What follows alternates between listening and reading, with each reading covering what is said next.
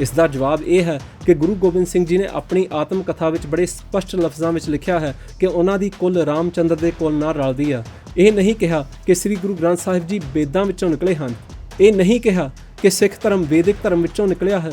ਕਦੇ ਕਿਸੇ ਮੁਸਲਮਾਨ ਨੇ ਇਸ ਗੱਲ ਦਾ ਵਿਰੋਧ ਨਹੀਂ ਕੀਤਾ ਕਿ ਹਾਏ ਇਸਲਾਮ ਦੀ ਹੋਂਦ ਨੂੰ ਖਤਰਾ ਪੈਦਾ ਹੋ ਗਿਆ ਜਾਂ ਮੁਸਲਮਾਨ ਹੁਣ ਯਹੂਦੀ ਬਣ ਗਏ ਨੇ। ਕਈ ਲੋਕ ਐਸੇ ਨਾਦਾਨ ਹਨ ਕਿ ਇਹ ਛੋਟੀ ਜਿਹੀ ਗੱਲ ਪਿੱਛੇ ਗੁਰੂ ਸਾਹਿਬ ਦੀ ਬਾਣੀ ਨੂੰ ਹੀ ਰੱਦ ਕਰਨ ਤੱਕ ਜਾਂਦੇ ਨੇ।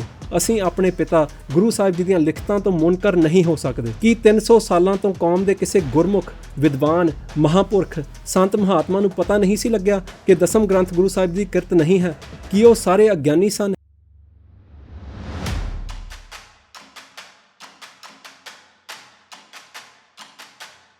ਵਾਹਿਗੁਰੂ ਜੀ ਕਾ ਖਾਲਸਾ, ਵਾਹਿਗੁਰੂ ਜੀ ਕੀ ਫਤਿਹ। ਪਿਛਲੇ ਕੁਝ ਸਮੇਂ ਤੋਂ ਬਾਰ-ਬਾਰ ਗੁਰੂ ਸਾਹਿਬ ਜੀ ਦੀ ਕੁੱਲ ਨੂੰ ਲੈ ਕੇ ਵਿਵਾਦ ਛੇੜਿਆ ਜਾ ਰਿਹਾ। ਹੁਣ ਫੇਰ ਅਯੋਧਿਆ ਵਿੱਚ ਰਾਮ ਮੰਦਿਰ ਦੀ ਉਸਾਰੀ ਲਈ ਆਯੋਜਿਤ ਕੀਤੇ ਭੂਮੀ ਪੂਜਨ ਦੇ ਸਮੇਂ ਪਟਨਾ ਸਾਹਿਬ ਦੇ ਸਾਬਕਾ ਜਥੇਦਾਰ ਇਕਬਾਲ ਸਿੰਘ ਦੇ ਬਿਆਨ ਨੂੰ ਲੈ ਕੇ ਅਤੇ ਹਿੰਦੁਸਤਾਨ ਦੇ ਪ੍ਰਧਾਨ ਮੰਤਰੀ ਨਰਿੰਦਰ ਮੋਦੀ ਦੇ ਇੱਕ ਬਿਆਨ ਨੂੰ ਲੈ ਕੇ ਫੇਰ ਤੋਂ ਸਿੱਖ ਜਗਤ ਵਿੱਚ ਗੁਰੂ ਸਾਹਿਬ ਜੀ ਦੀ ਕੁੱਲ ਨੂੰ ਲੈ ਕੇ ਤਿੱਖਾ ਵਾਦ-ਵਿਵਾਦ ਛਿੜ ਪਿਆ। ਨਰਿੰਦਰ ਮੋਦੀ ਨੇ ਬਿਆਨ ਵਿੱਚ ਕਿਹਾ ਕਿ ਰਿਖੀ ਬਾਲਮੀਕ ਅਤੇ ਤੁਲਸੀਦਾਸ ਵਾਂਗ ਸ੍ਰੀ ਗੁਰੂ ਗੋਬਿੰਦ ਸਿੰਘ ਜੀ ਨੇ ਵੀ ਰਮਾਇਣ ਲਿਖੀ ਸੀ। ਇਸ ਬਿਆਨ ਨੂੰ ਸੁਣ ਕੇ ਬਹੁਤ ਸਾਰੇ ਸਿੱਖ ਬੜੇ ਪਰੇਸ਼ਾਨ ਹੋਏ ਨੇ ਕਿ ਗੁਰੂ ਸਾਹਿਬ ਨੇ ਰਮਾਇਣ ਕਿਵੇਂ ਲਿਖ ਦਿੱਤੀ। ਜਲਦੀ ਹੀ ਅਸੀਂ ਪ੍ਰਧਾਨ ਮੰਤਰੀ ਦੇ ਬਿਆਨ ਬਾਰੇ ਵੀ ਵੀਡੀਓ ਕੱਢਾਂਗੇ ਜਿਸ ਵਿੱਚ ਵਿਚਾਰ ਕਰਾਂਗੇ ਕਿ ਕੀ ਇਹ ਸੱਚ ਹੈ ਕਿ ਦਸਮ ਪਾਤਸ਼ਾਹ ਨੇ ਰਮਾਇਣ ਲਿਖੀ ਸੀ। ਪਰ ਅੱਜ ਦੀ ਵੀਡੀਓ ਵਿੱਚ ਅਸੀਂ ਗੱਲ ਕਰਾਂਗੇ ਕਿ ਕੀ ਇਹ ਸੱਚ ਹੈ ਕਿ ਗੁਰੂ ਸਾਹਿਬਾਨ ਦੀ ਕੁੱਲ ਰਾਮਚੰਦਰ ਦੀ ਕੁੱਲ ਨਾਲ ਰਲਦੀ ਆ। ਆਪ ਜੀ ਨੂੰ ਬੇਨਤੀ ਹੈ ਕਿ ਇਹ ਬੜੀ ਮਹੱਤਵਪੂਰਨ ਵੀਡੀਓ ਹੈ, ਜਿਸ ਕਾਰਨ ਅਸੀਂ ਤੁਹਾਨੂੰ ਬੇਨਤੀ ਕਰਦੇ ਹਾਂ ਕਿ ਇਹ ਵੀਡੀਓ ਬੜੇ ਧਿਆਨ ਨਾਲ ਦੇਖਿਓ ਅਤੇ ਹੋਰਨਾਂ ਨੂੰ ਵੀ ਦਿਖਾਓ ਤਾਂ ਕਿ ਸਭ ਨੂੰ ਸੱਚਾਈ ਪਤਾ ਲੱਗ ਸਕੇ। ਆਓ ਹੁਣ ਗੁਰਮਤਿ ਦੀ ਰੋਸ਼ਨੀ ਵਿੱਚ ਗੁਰੂ ਸਾਹਿਬਾਨ ਅਤੇ ਰਾਮਚੰਦਰ ਜੀ ਦੇ ਕੁੱਲ ਦੀ ਸਾਂਝ ਬਾਰੇ ਗੱਲ ਕਰਦੇ ਹਾਂ। ਗੁਰੂ ਗੋਬਿੰਦ ਸਿੰਘ ਜੀ ਨੇ ਆਪਣੀ ਬਾਣੀ ਵਿੱਚ ਸੰਖੇਪ ਰੂਪ ਵਿੱਚ ਆਪਣੀ ਆਤਮ ਕਥਾ ਲਿਖੀ ਹੈ, ਜਿਸ ਬਾਰੇ ਪੰਥ ਵਿੱਚ 300 ਸਾਲ ਵਾਸਤੇ ਕੋਈ ਝਗੜਾ ਜਾਂ ਵਿਵਾਦ ਨਹੀਂ ਪਿਆ। ਇੱਕ ਵੀ ਇਤਿਹਾਸਿਕ ਸਰੋਤ ਵਿੱਚ ਗੁਰੂ ਸਾਹਿਬ ਜੀ ਦੀ ਕੁੱਲ ਨੂੰ ਲੈ ਕੇ ਕਦੇ ਵਿਵਾਦ ਨਹੀਂ ਹੋਇਆ। 300 ਸਾਲ ਲਈ ਸਿੱਖਾਂ ਦੇ ਮਨ ਵਿੱਚ ਗੁਰੂ ਸਾਹਿਬ ਜੀ ਦੀ ਕੁੱਲ ਬਾਰੇ ਕਦੇ ਕੋਈ ਸ਼ੰਕਾ ਨਹੀਂ ਉੱਠੀ। ਪਰ ਪਿਛਲੀ ਸਦੀ ਦੇ ਪਿਛਲੇ ਹਿੱਸੇ ਵਿੱਚ ਕੁਝ ਲੋਕਾਂ ਵੱਲੋਂ ਇਹ ਮਸਲਾ ਉਠਾਇਆ ਗਿਆ ਅਤੇ ਕਿਉਂਕਿ ਬਹੁਤ ਗਿਣਤੀ ਸਿੱਖ ਆਪਣੇ ਸਾਹਿਤ, ਧਾਰਮਿਕ ਗ੍ਰੰਥਾਂ ਅਤੇ ਇਤਿਹਾਸ ਤੋਂ ਅਣਜਾਣ ਹਨ, ਉਹ ਸਹਿਜ ਸੁਭਾਅ ਹੀ ਇਹਨਾਂ ਵੱਲੋਂ ਉਠਾਏ ਗਏ ਸ਼ੰਕਿਆਂ ਦੇ ਸ਼ਿਕਾਰ ਹੋ ਗਏ। ਇਸ ਵਿਵਾਦ ਨੂੰ ਸਮਝਣ ਲਈ ਅਸੀਂ ਸੰਖੇਪ ਵਿੱਚ ਹਿੰਦੂ ਸਿੱਖ ਸੰਬੰਧਾਂ ਬਾਰੇ ਗੱਲ ਕਰਾਂਗੇ ਅਤੇ ਫਿਰ ਅਸੀਂ ਵੀਡੀਓ ਦੇ ਵਿਸ਼ੇ ਬਾਰੇ ਗੱਲ ਕਰਾਂਗੇ। ਅੱਜ ਦੀ ਵਿਚਾਰ ਲਈ ਇਹ ਬੈਕਗ੍ਰਾਉਂਡ ਦੇਣਾ ਬਹੁਤ ਜ਼ਰੂਰੀ ਆ, ਸੋ ਤੁਸੀਂ ਸਜੇ ਰਹੋ ਅਤੇ ਇਹ ਵਿਚਾਰ ਅਖੀਰ ਤੱਕ ਜ਼ਰੂਰ ਦੇਖਿਓ। ਹਿੰਦੁਸਤਾਨ ਦੀ ਆਜ਼ਾਦੀ ਤੋਂ ਬਾਅਦ ਜਦੋਂ ਕਈ 100 ਸਾਲਾਂ ਬਾਅਦ ਹਿੰਦੂਆਂ ਨੂੰ ਰਾਜ ਭਾਗ ਹਾਸਲ ਹੋਇਆ ਤਾਂ ਉਹਨਾਂ ਨੇ ਸਿੱਖਾਂ ਨਾਲ ਉਸ ਤਰ੍ਹਾਂ ਦਾ ਵਿਵਹਾਰ ਨਹੀਂ ਕੀਤਾ ਜਿਸ ਤਰ੍ਹਾਂ ਕਿ ਉਹਨਾਂ ਨੂੰ ਕਰਨਾ ਚਾਹੀਦਾ ਸੀ ਅਤੇ ਜਿਵੇਂ ਸਿੱਖ ਉਹਨਾਂ ਪਾਸੋਂ ਆਸ ਰੱਖਦੇ ਸੀ। ਮੁਸਲਿਮ ਰਾਜ ਦੌਰਾਨ ਜੋ ਜ਼ੁਲਮੋ ਸਿਤਮ ਹਿੰਦੂਆਂ 'ਤੇ ਹੋਏ ਸਨ, ਉਹਨਾਂ ਤੋਂ ਸਿੱਖਾਂ ਨੇ ਹੀ ਹਿੰਦੂਆਂ ਦੀ ਰੱਖਿਆ ਕੀਤੀ ਸੀ। ਇਹਦਾ ਕਾਰਨ ਇਹ ਸੀ ਕਿ ਗੁਰੂ ਸਾਹਿਬ ਨੇ ਖਾਲਸਾ ਪੰਥ ਕਾਇਮ ਹੀ ਇਸ ਕਰਕੇ ਕੀਤਾ ਹੈ ਕਿ ਮਜ਼ਲੂਮ ਅਤੇ ਗਰੀਬ ਦੀ ਰੱਖਿਆ ਕੀਤੀ ਜਾਵੇ। ਜੇ ਉਸ ਸਮੇਂ ਹਿੰਦੂਆਂ ਦੀ ਥਾਂ 'ਤੇ ਬੋਧੀ ਜਾਂ ਜੈਨੀ ਜਾਂ ਕਿਸੇ ਵੀ ਧਰਮ ਵਾਲੇ ਮਜ਼ਲੂਮ ਹੁੰਦੇ ਤਾਂ ਸਿੱਖਾਂ ਨੇ ਉਹਨਾਂ ਦੀ ਵੀ ਮਦਦ ਹੀ ਕਰਨੀ ਸੀ, ਕਿਉਂਕਿ ਸਿੱਖ ਜਦੋਂ ਵੀ ਕਿਸੇ ਦੀ ਮਦਦ ਕਰਦਾ ਤਾਂ ਉਹਦਾ ਧਰਮ, ਉਹਦੀ ਜਾਤ ਜਾਂ ਉਹਦੀ ਮਾਲੀ ਹੈਸੀਅਤ ਨਹੀਂ ਦੇਖਦਾ। ਖੈਰ, ਸਿੱਖਾਂ ਨੇ ਹਿੰਦੂਆਂ ਦੀ ਬਹੁਤ ਮਦਦ ਕੀਤੀ ਅਤੇ ਉਹਨਾਂ ਦੇ ਧਰਮ ਨੂੰ ਤਬਾਹ ਹੋਣ ਤੋਂ ਬਚਾਇਆ। ਪਰ ਸੰਨ 1849 ਵਿੱਚ ਜਿਉਂ ਹੀ ਸਿੱਖ ਰਾਜ ਖਤਮ ਹੋਇਆ ਅਤੇ ਅੰਗਰੇਜ਼ੀ ਰਾਜ ਆਇਆ ਤਾਂ ਕੁਝ ਹਿੰਦੂਆਂ ਵੱਲੋਂ ਸਿੱਖ ਵਿਰੋਧੀ ਕਾਰਵਾਈਆਂ ਸ਼ੁਰੂ ਕਰ ਦਿੱਤੀਆਂ ਗਈਆਂ। ਗੁਰੂ ਸਾਹਿਬਾਨ 'ਤੇ ਵੀ ਘਟੀਆ ਟਿੱਪਣੀਆਂ ਕੀਤੀਆਂ ਗਈਆਂ। ਇਸ ਨਾਲ ਸਿੱਖਾਂ ਅਤੇ ਹਿੰਦੂਆਂ ਦੇ ਸੰਬੰਧਾਂ ਵਿੱਚ ਤਰੇੜ ਪੈਣੀ ਸ਼ੁਰੂ ਹੋ ਗਈ ਅਤੇ ਸਿੱਖਾਂ ਵੱਲੋਂ ਆਪਣੀ ਵੱਖਰੀ ਪਛਾਣ ਕਾਇਮ ਰੱਖਣ ਲਈ ਇਸ ਦੇ ਜਵਾਬ ਵਿੱਚ ਸਿੰਘ ਸਭਾ ਲਹਿਰ ਸ਼ੁਰੂ ਕੀਤੀ ਗਈ। ਇਸ ਤਰ੍ਹਾਂ ਇਹ ਕਸ਼ਮਕਸ਼ ਚੱਲਦੀ ਰਹੀ, ਪਰ 1947 ਤੋਂ ਬਾਅਦ ਇਹ ਤਰੇੜ ਹੋਰ ਵੱਧ ਗਈ ਕਿਉਂਕਿ 47 ਤੋਂ ਬਾਅਦ ਸਿੱਖਾਂ ਨਾਲ ਬਹੁਤ ਬੇਇਨਸਾਫੀਆਂ ਹੋਈਆਂ ਜੋ ਕਿ ਕਤਈ ਨਹੀਂ ਸੀ ਹੋਣੀਆਂ ਚਾਹੀਦੀਆਂ। ਕੀ ਨੁਕਸਾਨ ਹੋ ਜਾਣਾ ਸੀ ਜੇ ਸਿੱਖਾਂ ਨੂੰ ਉੱਤਰੀ ਭਾਰਤ ਵਿੱਚ ਅਜਿਹਾ ਖੇਤਰ ਦੇ ਦਿੰਦੇ ਜਿਸ ਵਿੱਚ ਉਹਨਾਂ ਦੀ ਬਹੁਤ ਗਿਣਤੀ ਹੁੰਦੀ। ਸਿੱਖਾਂ ਦਾ ਪੰਜਾਬੀ ਸੂਬੇ ਵਾਲਾ ਮੋਰਚਾ ਇਸੇ ਕਰਕੇ ਸੀ ਕਿ ਸਿੱਖਾਂ ਦੀ ਬਹੁਤ ਗਿਣਤੀ ਵਾਲਾ ਇੱਕ ਸਟੇਟ ਕਾਇਮ ਹੋ ਸਕੇ, ਪਰ ਸਿੱਖਾਂ ਨੂੰ ਬੜੀਆਂ ਕੁਰਬਾਨੀਆਂ ਕਰਕੇ ਇਹ ਹੁਣ ਵਾਲਾ ਪੰਜਾਬ ਮਿਲਿਆ। ਸ੍ਰੀ ਅਨੰਦਪੁਰ ਸਾਹਿਬ ਵਾਲੇ ਮਤੇ ਲਈ ਜੱਦੋ-ਜਹਿਦ ਦੀਆਂ ਮੰਗਾਂ ਵੀ ਬਹੁਤ ਜਾਇਜ਼ ਸਨ ਅਤੇ ਜੇ ਕਿਤੇ ਉਸ ਸਮੇਂ ਦੀ ਸਰਕਾਰ ਇਹ ਮੰਗਾਂ ਮੰਨ ਲੈਂਦੀ ਤਾਂ ਜੋ ਮਗਰੋਂ ਖੂਨ ਖਰਾਬਾ ਹੋਇਆ ਉਹ ਟਲ ਜਾਣਾ ਸੀ ਅਤੇ ਸਿੱਖ ਹਿੰਦੂਆਂ ਦੇ ਸੰਬੰਧਾਂ ਵਿੱਚ ਜੋ ਤਰੇੜ ਪਈ ਹੈ ਉਹ ਨਹੀਂ ਸੀ ਪੈਣੀ। ਪਰ ਉਸ ਵਕਤ ਦੀ ਸਰਕਾਰ ਵਿੱਚ ਦੂਰਅੰਦੇਸ਼ੀ ਨਹੀਂ ਸੀ ਅਤੇ ਉਹ ਸਰਕਾਰ ਤੰਗ ਦਿਲ ਸੀ। ਉਹਨਾਂ ਦਾ ਮਕਸਦ ਕੇਵਲ ਚੋਣਾਂ ਜਿੱਤ ਕੇ ਸੱਤਾ ਵਿੱਚ ਰਹਿਣ ਤੱਕ ਹੀ ਸੀਮਤ ਸੀ। ਉਦੋਂ ਸਰਕਾਰ ਵਿੱਚ ਕੋਈ ਸਟੇਟਸਮੈਨ ਨਹੀਂ ਸੀ। ਪੰਜਾਬੀ ਸੂਬੇ ਦੀ ਜੱਦੋ-ਜਹਿਦ, ਸ੍ਰੀ ਅਨੰਦਪੁਰ ਸਾਹਿਬ ਵਾਲੇ ਮਤੇ ਲਈ ਲੱਗਿਆ ਮੋਰਚਾ 1984 ਵਿੱਚ ਦਰਬਾਰ ਸਾਹਿਬ ਦੀ ਹੋਈ ਬੇਅਦਬੀ ਅਤੇ ਉਸ ਤੋਂ ਮਗਰੋਂ ਪੰਜਾਬ ਵਿੱਚ ਹੋਈ ਖੂਨ ਖਰਾਬੇ ਕਰਕੇ ਸਿੱਖਾਂ ਦੇ ਮਨਾਂ ਵਿੱਚ ਹਿੰਦੂਆਂ ਪ੍ਰਤੀ ਇੱਕ ਨੈਗੇਟਿਵ ਭਾਵਨਾ ਆ ਗਈ ਹੈ। ਇਸ ਦੀ ਸ਼ੁਰੂਆਤ ਯਕੀਨਨ ਹਿੰਦੂਆਂ ਨੇ ਹੀ ਕੀਤੀ ਆ ਅਤੇ ਉਹ ਲਗਾਤਾਰ 150 ਸਾਲਾਂ ਤੋਂ ਇਸੇ ਤਰ੍ਹਾਂ ਕਰਦੇ ਆਏ ਹਨ। ਇਹ ਅੱਗ ਕੁਝ ਬੇਸਮਝ, ਕੱਟੜਪੰਥੀ ਅਤੇ ਤੰਗਦਿਲੀ ਵਾਲੇ ਸਿਆਸੀ ਹਿੰਦੂਆਂ ਕਰਕੇ ਲੱਗੀ ਆ। ਪੰਜਾਬ ਦੀ ਹਿੰਦੂ ਮਾਈਂਡਡ ਪ੍ਰੈਸ ਨੇ ਵੀ ਬੜਾ ਮਾੜਾ ਰੋਲ ਅਦਾ ਕੀਤਾ ਹੈ। ਇੱਥੇ ਇਹ ਕਹਿ ਦੇਣਾ ਵੀ ਮੁਨਾਸਬ ਹੈ ਕਿ ਬਹੁਗਿਣਤੀ ਹਿੰਦੂ ਲੋਕ ਸਿੱਖਾਂ ਦੇ ਵਿਰੋਧੀ ਨਹੀਂ ਹਨ, ਸਗੋਂ ਪਿਆਰ ਕਰਨ ਵਾਲੇ ਹਨ। ਹਿੰਦੂਆਂ ਵਿੱਚ ਕਈ ਸੁਹਿਰਦ ਬੁੱਧੀਜੀਵੀ ਵੀ ਨੇ ਜੋ ਸਿੱਖਾਂ ਨਾਲ ਹੋਈਆਂ ਬੇਇਨਸਾਫੀਆਂ ਨੂੰ ਤਸਲੀਮ ਕਰਦੇ ਨੇ ਅਤੇ ਇਸ ਬਾਰੇ ਕੁਝ ਕਰਨਾ ਚਾਹੁੰਦੇ ਨੇ, ਪਰ ਉਹ ਪੂਰਾ ਯਤਨ ਨਹੀਂ ਕਰ ਰਹੇ ਕਿਉਂਕਿ ਇਸ ਤਰੇੜ ਦੀ ਮੁਰੰਮਤ ਦੀ ਸ਼ੁਰੂਆਤ ਇਹ ਗੱਲ ਮੰਨਣ ਨਾਲ ਹੋਣੀ ਆ ਕਿ ਸਿੱਖ ਧਰਮ ਇੱਕ ਆਜ਼ਾਦ ਅਤੇ ਨਿਆਰਾ ਧਰਮ ਹੈ। ਖੈਰ, ਅਸੀਂ ਗੱਲ ਕਰ ਰਹੇ ਸੀ ਕਿ ਭਾਰਤ ਦੀ ਆਜ਼ਾਦੀ ਤੋਂ ਬਾਅਦ ਹਿੰਦੂ ਸਰਕਾਰਾਂ ਵੱਲੋਂ ਸਿੱਖਾਂ ਨਾਲ ਹੋਈਆਂ ਜ਼ਿਆਦਤੀਆਂ ਕਾਰਨ ਸਿੱਖਾਂ ਦੇ ਮਨ ਵਿੱਚ ਹਿੰਦੂਆਂ ਵਾਸਤੇ ਨੈਗੇਟਿਵ ਫੀਲਿੰਗ ਆਈ ਹੈ ਅਤੇ ਕੁਝ ਸਿੱਖਾਂ ਦੇ ਮਨਾਂ ਵਿੱਚ ਤਾਂ ਇਹ ਫੀਲਿੰਗ ਵੈਦਿਕ ਗ੍ਰੰਥਾਂ ਲਈ ਅਤੇ ਇਤਿਹਾਸਿਕ ਹਿੰਦੂ ਪਾਤਰਾਂ ਵਾਸਤੇ ਵੀ ਆ ਗਈ ਹੈ, ਜੋ ਕਿ ਨਹੀਂ ਸੀ ਆਉਣੀ ਚਾਹੀਦੀ। ਇਹ ਸਹੀ ਹੈ ਕਿ ਸਿੱਖ ਧਰਮ ਹਿੰਦੂ ਦੇਵੀ ਦੇਵਤਿਆਂ ਜਾਂ ਅਵਤਾਰਾਂ ਦੀ ਪੂਜਾ ਨਹੀਂ ਸਿਖਾਉਂਦਾ, ਪਰ ਉਹ ਇਹਨਾਂ ਨਾਲ ਨਫ਼ਰਤ ਵੀ ਨਹੀਂ ਸਿਖਾਉਂਦਾ। ਜਿਵੇਂ ਮੁਗਲਾਂ ਜਾਂ ਪਠਾਣਾਂ ਦੇ ਰਾਜ ਵਿੱਚ ਮੁਸਲਮਾਨਾਂ ਵੱਲੋਂ ਸਿੱਖਾਂ ਨਾਲ ਕੀਤੀਆਂ ਵਧੀਕੀਆਂ ਕਾਰਨ ਸਿੱਖ ਮੁਸਲਿਮ ਪੈਗੰਬਰਾਂ ਅਤੇ ਦਰਵੇਸ਼ਾਂ ਨੂੰ ਨਫ਼ਰਤ ਨਹੀਂ ਸਨ ਕਰਨ ਲੱਗ ਪਏ, ਅਤੇ ਜਿਵੇਂ ਈਸਾਈ ਅੰਗਰੇਜ਼ਾਂ ਵੱਲੋਂ ਸਿੱਖਾਂ ਦਾ ਰਾਜ ਖੋਹਣ ਕਾਰਨ ਅਤੇ ਉਹਨਾਂ ਨੂੰ ਗੁਲਾਮ ਬਣਾਉਣ ਕਾਰਨ ਸਿੱਖ ਈਸਾਈ ਰਹਿਬਰ ਜੀਸਸ ਕ੍ਰਾਈਸਟ ਨੂੰ ਨਫ਼ਰਤ ਨਹੀਂ ਕਰਨ ਲੱਗ ਪਏ ਸਨ, ਇਸੇ ਤਰ੍ਹਾਂ ਹੀ ਰਾਜਨੀਤਿਕ ਅਤੇ ਕੱਟੜਪੰਥੀ ਹਿੰਦੂਆਂ ਵੱਲੋਂ ਸਿੱਖਾਂ ਨਾਲ ਜ਼ਿਆਦਤੀ ਕਰਨ ਕਾਰਨ ਸਿੱਖਾਂ ਵੱਲੋਂ ਉਹਨਾਂ ਦੇ ਰਿਖੀਆਂ ਜਾਂ ਅਵਤਾਰਾਂ ਜਾਂ ਦੇਵਤਿਆਂ ਨਾਲ ਨਫ਼ਰਤ ਨਹੀਂ ਕਰਨੀ ਬਣਦੀ। ਸਿੱਖ ਉਹਨਾਂ ਦੇ ਅਵਤਾਰਾਂ ਜਾਂ ਦੇਵਤਿਆਂ ਨੂੰ ਪੂਜਦੇ ਨਹੀਂ, ਪਰ ਸਿੱਖਾਂ ਦੇ ਮਨ ਵਿੱਚ ਉਹਨਾਂ ਵਾਸਤੇ ਸਤਿਕਾਰ ਹੀ ਹੋਣਾ ਚਾਹੀਦਾ, ਜਿਵੇਂ ਕਿ ਬਾਕੀ ਧਰਮਾਂ ਦੇ ਰਹਿਬਰਾਂ ਵਾਸਤੇ ਹੈ। ਹੁਣ ਵਿਚਾਰ ਕਰਦੇ ਹਾਂ ਕਿ ਗੁਰੂ ਸਾਹਿਬ ਜੀ ਦੀ ਕੁੱਲ ਰਾਮਚੰਦਰ ਦੇ ਕੁੱਲ ਨਾਲ ਰਲਦੀ ਹੈ ਕਿ ਨਹੀਂ। ਇਸ ਦਾ ਜਵਾਬ ਇਹ ਹੈ ਕਿ ਗੁਰੂ ਗੋਬਿੰਦ ਸਿੰਘ ਜੀ ਨੇ ਆਪਣੀ ਆਤਮ ਕਥਾ ਵਿੱਚ ਬੜੇ ਸਪਸ਼ਟ ਲਫ਼ਜ਼ਾਂ ਵਿੱਚ ਲਿਖਿਆ ਹੈ ਕਿ ਉਹਨਾਂ ਦੀ ਕੁੱਲ ਰਾਮਚੰਦਰ ਦੇ ਕੁੱਲ ਨਾਲ ਰਲਦੀ ਆ। ਪਰ ਇੱਥੇ ਨੋਟ ਕਰਨ ਵਾਲੀ ਗੱਲ ਇਹ ਹੈ ਕਿ ਉਹਨਾਂ ਨੇ ਆਪਣੇ ਬਿੰਦੀ ਖਾਨਦਾਨ ਭਾਵ ਸੰਸਾਰੀ ਕੁੱਲ ਬਾਰੇ ਇਸ ਤਰ੍ਹਾਂ ਕਿਹਾ, ਨਾ ਕਿ ਆਪਣੇ ਨਾਦੀ ਬੰਸ ਬਾਰੇ ਜਾਂ ਸਿੱਖ ਧਰਮ ਬਾਰੇ।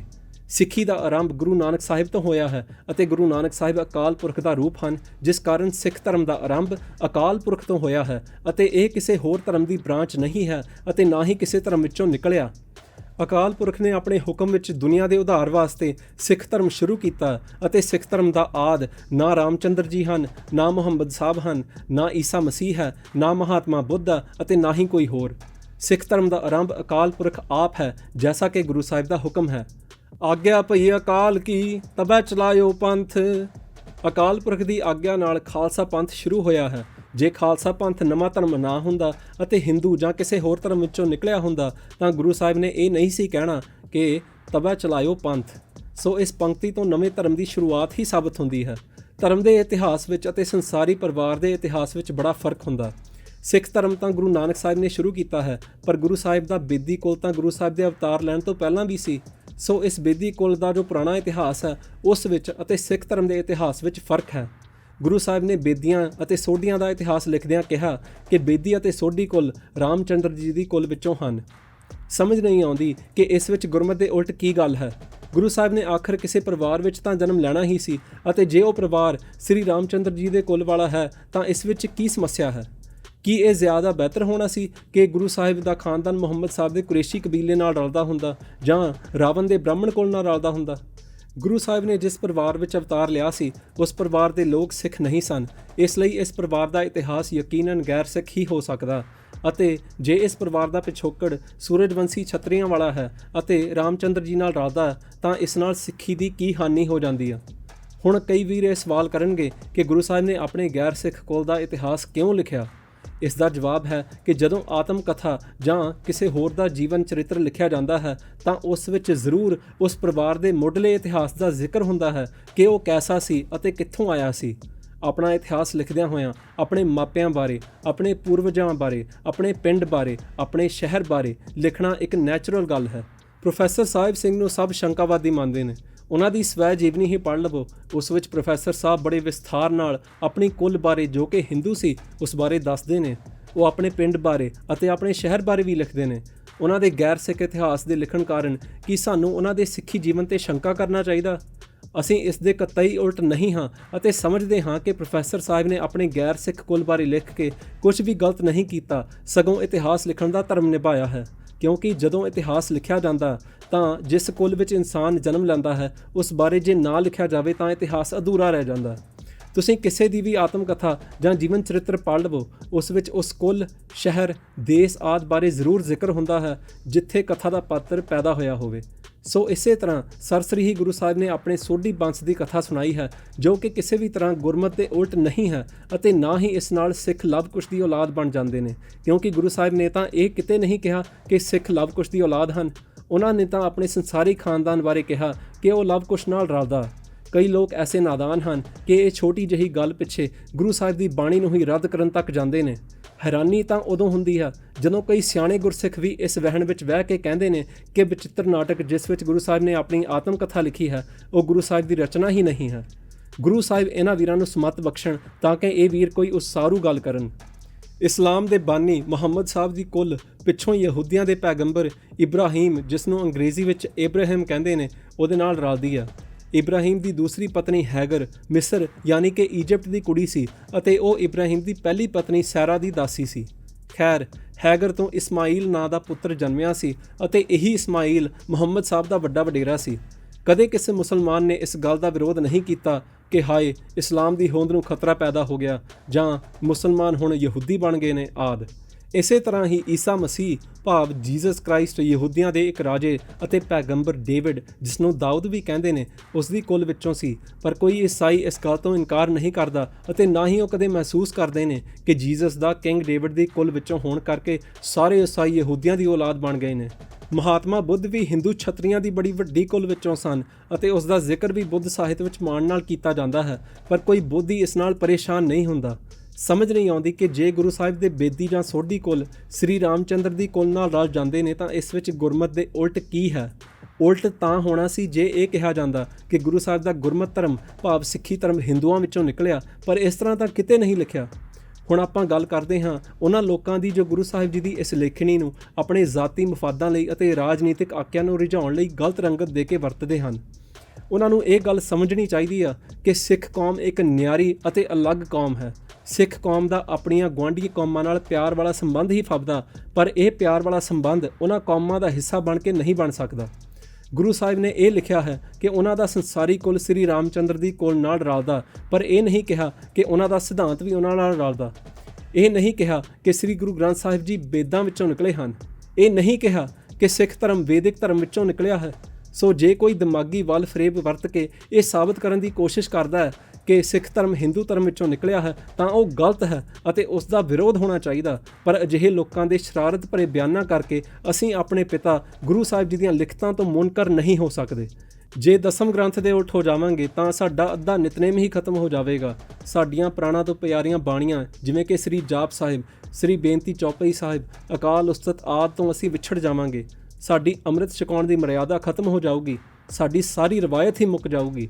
ਜੋ ਲੋਕ ਦਸਮ ਗ੍ਰੰਥ ਦਾ ਵਿਰੋਧ ਕਰ ਰਹੇ ਨੇ ਉਹਨਾਂ ਨੂੰ ਨਾ ਅੰਮ੍ਰਿਤ ਦੀ ਮਰਿਆਦਾ ਨਾਲ ਕੋਈ ਮਤਲਬ ਹੈ, ਨਾ ਉਹਨਾਂ ਨੂੰ ਅੰਮ੍ਰਿਤ ਵੇਲੇ ਦੀ ਕੋਈ ਸਾਰ ਹੈ, ਨਾ ਉਹ ਨਾਮ ਗੁਰਮੰਤਰ ਦੇ ਜਾਪ ਨੂੰ ਮੰਨਦੇ ਨੇ, ਨਾ ਉਹ ਗੁਰਬਾਣੀ ਦੇ ਲਗਾਤਾਰ ਪਾਠ ਕਰਨ ਦੇ ਸਿਧਾਂਤ ਨੂੰ ਅਤੇ ਗੁਰਬਾਣੀ ਦੀ ਪਾਰਸ ਕਲਾ ਨੂੰ ਮੰਨਦੇ ਨੇ, ਨਾ ਉਹ ਗੁਰੂ ਸਾਹਿਬ ਵੱਲੋਂ ਬਣਾਏ ਗਏ ਸਰੋਵਰਾਂ ਦੀ ਪਵਿੱਤਰਤਾ ਨੂੰ ਮੰਨਦੇ ਨੇ, ਨਾ ਉਹ ਇਨਸਾਨ ਦੀ ਅਵਿਨਾਸ਼ੀ ਆਤਮਾ ਨੂੰ ਮੰਨਦੇ ਨੇ, ਨਾ ਉਹ ਐਕਟਿਵ ਪਰਮੇਸ਼ਰ ਨੂੰ ਮੰਨਦੇ ਨੇ ਅਤੇ ਨਾ ਹੀ ਉਹ ਗੁਰਪਰਮੇਸ਼ਰ ਅੱਗੇ ਅਰਦਾਸ ਕਰਨ ਨੂੰ ਹੀ ਮੰਨਦੇ ਨੇ। ਅਜਿਹੇ ਲੋਕਾਂ ਮਗਰ ਲੱਗ ਕੇ ਦਸਮ ਪਾਤਸ਼ਾਹ ਦੀ ਬਾਣੀ ਤੋਂ ਮੁਨਕਰ ਹੋ ਜਾਣਾ ਵੱਡੇ ਦਰਜੇ ਦੀ ਮੂਰਖਤਾ ਹੋਵੇਗੀ। ਕੀ 300 ਸਾਲਾਂ ਤੋਂ ਕੌਮ ਦੇ ਕਿਸੇ ਗੁਰਮੁਖ, ਵਿਦਵਾਨ, ਮਹਾਂਪੁਰਖ, ਸੰਤ ਮਹਾਤਮਾ ਨੂੰ ਪਤਾ ਨਹੀਂ ਸੀ ਲੱਗਿਆ ਕਿ ਦਸਮ ਗ੍ਰੰਥ ਗੁਰੂ ਸਾਹਿਬ ਦੀ ਕਿਰਤ ਨਹੀਂ ਹੈ? ਕੀ ਉਹ ਸਾਰੇ ਅਗਿਆਨੀ ਸਨ? ਅਤੇ ਕੀ ਇਹ ਲੋਕ ਜੋ ਅੱਜ ਗੁਰੂ ਸਾਹਿਬ ਦੇ ਪਵਿੱਤਰ ਬਾਣੀ ਦਾ ਵਿਰੋਧ ਕਰ ਰਹੇ ਨੇ ਉਹਨਾਂ ਸਭਨਾਂ ਨਾਲੋਂ ਸਿਆਣੇ ਨੇ? ਹਰਗਿਜ਼ ਨਹੀਂ। ਸੋ ਪਿਆਰਿਓ, ਆਪਣੇ ਪਿਆਰੇ ਗ੍ਰੰਥਾਂ ਤੋਂ ਮੂੰਹ ਨਾ ਮੋੜੋ। ਇਹ ਸਮੱਸਿਆ ਦਾ ਹੱਲ ਨਹੀਂ ਆ। ਜਿਵੇਂ ਮੁਸਲਮਾਨਾਂ ਨੂੰ ਫਰਕ ਨਹੀਂ ਪੈਂਦਾ ਕਿ ਮੁਹੰਮਦ ਸਾਹਿਬ ਦੇ ਵੱਡੇ ਵਡੇਰੇ ਯਹੂਦੀਆਂ ਦੇ ਪੈਗੰਬਰਾਂ ਵਿੱਚੋਂ ਨੇ, ਉਵੇਂ ਹੀ ਸਾਨੂੰ ਫਰਕ ਨਹੀਂ ਪੈਣਾ ਚਾਹੀਦਾ ਕਿ ਗੁਰੂ ਸਾਹਿਬ ਦਾ ਸੰਸਾਰੀ ਕੁੱਲ ਸ੍ਰੀ ਰਾਮਚੰਦਰ ਦੇ ਕੁੱਲ ਨਾਲ ਰਲਦਾ, ਕਿਉਂਕਿ ਸਾਡਾ ਸਿੱਖ ਧਰਮ ਪੂਰੀ ਤਰ੍ਹਾਂ ਆਜ਼ਾਦ ਧਰਮ ਹੈ ਅਤੇ ਕਿਸੇ ਵਿੱਚੋਂ ਨਹੀਂ ਨਿਕਲਿਆ। ਸਿੱਖ ਧਰਮ ਅਕਾਲ ਪੁਰਖ ਦੇ ਹੁਕਮ ਵਿੱਚ ਆਜ਼ਾਦ ਧਰਮ ਦੇ ਤੌਰ 'ਤੇ ਉਪਜਿਆ ਹੈ। ਇਸ ਵਿਚਾਰ ਦਾ ਤੱਤ ਸਾਰ ਇਹ ਹੈ ਕਿ ਗੁਰੂ ਸਾਹਿਬ ਜੀ ਦੇ ਸੰਸਾਰੀ ਕੁਲ ਦਾ ਪਿਛੋਕੜ ਸ੍ਰੀ ਰਾਮਚੰਦਰ ਦੀ ਕੁਲ ਨਾਲ ਰਲਦਾ ਹੈ, ਪਰ ਸਿੱਖ ਧਰਮ ਅਤੇ ਸਿੱਖ ਧਰਮ ਦਾ ਫਲਸਫਾ ਕੇਵਲ ਅਕਾਲ ਪੁਰਖ ਨਾਲ ਰਲਦਾ ਹੈ ਅਤੇ ਸੰਸਾਰੀ ਕੁਲ ਦਾ ਕਿਸੇ ਵੀ ਕੁਲ ਨਾਲ ਰਲਣ ਕਰਕੇ ਸਿੱਖੀ ਦਾ ਕੋਈ ਨੁਕਸਾਨ ਨਹੀਂ ਅਤੇ ਇਸ ਵਿੱਚ ਗੁਰਮਤ ਦੇ ਉਲਟ ਕੁਝ ਵੀ ਨਹੀਂ ਹੈ। ਅਸੀਂ ਆਸ ਕਰਦੇ ਹਾਂ ਕਿ ਸੁਡਾਨ ਸਿੱਖ ਸੰਗਤਾਂ ਸ਼ਰਧਾਹੀਨ ਲੋਕਾਂ ਮਗਰ ਲੱਗ ਕੇ ਗੁਰੂ ਸਾਹਿਬ ਜੀ ਦੀ ਬਾਣੀ ਤੋਂ ਮੂੰਹ ਨਹੀਂ ਮੋੜਨਗੀਆਂ ਅਤੇ ਆਪਣੀ ਰਵਾਇਤ ਤੋਂ ਮੂੰਹ ਨਹੀਂ ਮੋੜਨਗੀਆਂ। ਵਾਹਿਗੁਰੂ ਜੀ ਕਾ ਖਾਲਸਾ, ਵਾਹਿਗੁਰੂ ਜੀ ਕੀ ਫਤਿਹ।